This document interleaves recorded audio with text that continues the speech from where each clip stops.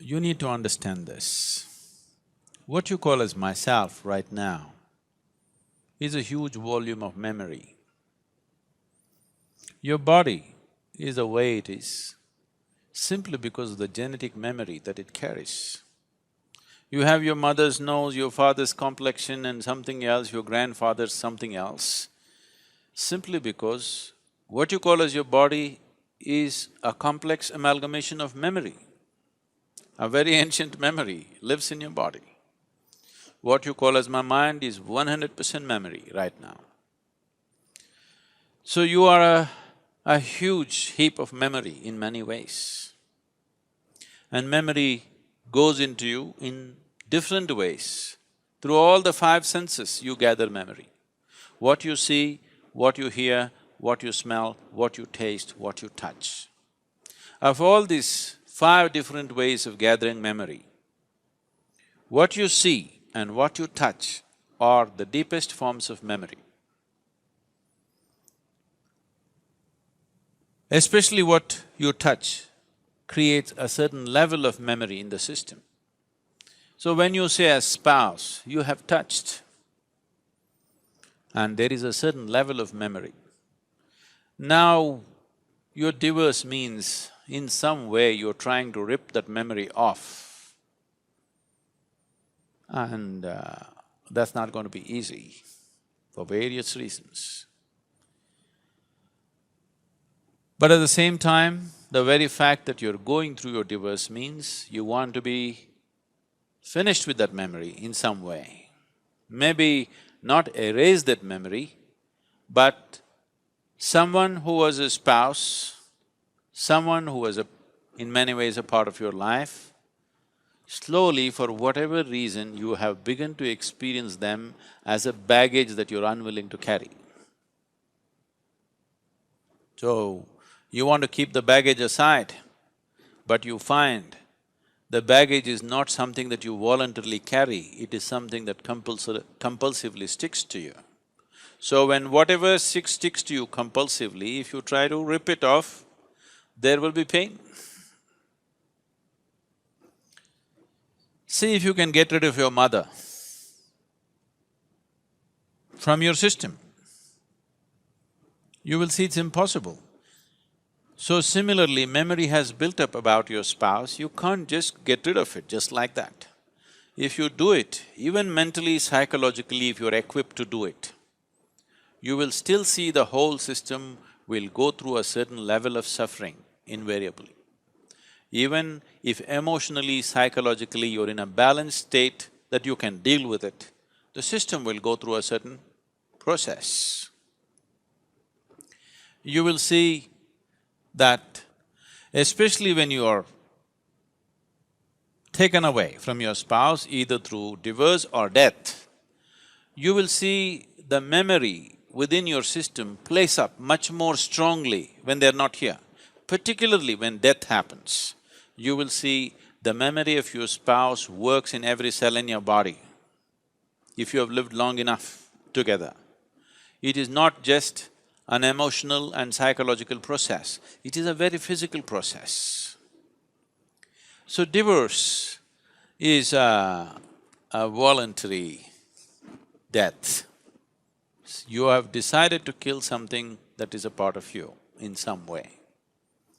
It is because of this reason that having this understanding of the existence and the way the system functions, that they always told you, till death do you apart, you will not part.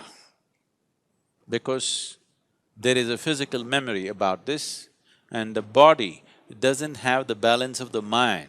The mind can decide and turn around, but the body cannot turn around. The more memory you build into it, the more confused it becomes. So one type of memory, body handles it much better.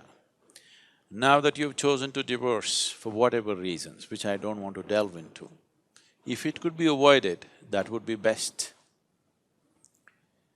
But for some reason, you have come to that situation where this has to happen. You need to understand this.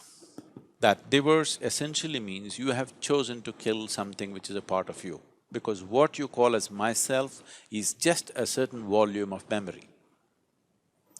Now, to how to conduct this gracefully. Most people think the best way to conduct a divorce is immediately jump into another relationship and another relationship of the same kind. No, you will cause much more struggle and turmoil within the system by doing that. It's extremely important the body has enough time to work out the memory. The body has enough time to keep the memory at a certain distance. Otherwise, you will render yourself to a space where to make yourself peaceful and joyful will become an extremely hard thing to do in your life. So conducting this process gracefully and well is important, as it is important to conduct every aspect of your life gracefully and well. Now, two people who have shared their emotion, their body, their sensations and their living spaces. Ripping it apart is because two memories have merged in many ways. Ripping it apart is almost like tearing yourself apart. Even though you might have begun to almost come to a place where you can't stand the person anymore, still it hurts. Simply because you are trying to rip out a memory which is you, because you are a bundle of memory. If one does the necessary spiritual sadhana, if one does sufficient inner work to establish these energies, which is yourself, you're only divorcing your spouse, you need not divorce yourself. But you need to understand this, you have already divorced yourself, you are quite divorced from your own self. Your existence has been nurtured by making a bond, a partnership or a bondage, depending upon how you conducted this, to make yourself feel whole in some way. Most partnerships of this nature are made because by yourself you would feel insufficient, incomplete, but that's not how life is. This is a complete life process by itself. It does not need any assistance from outside. So now that you come to such a situation, it is time to turn inward and see. It is time that you find the completeness of what this life is. It is time you discover that this being is a complete being. It does not need any external assistance to be the way it is.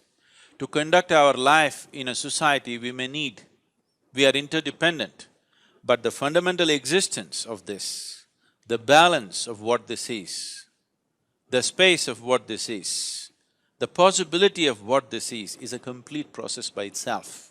Our interdependence is only according to our external requirements, but our inner existence is complete by itself. You are divorcing your spouse, which is bad enough. Do not divorce yourself from yourself.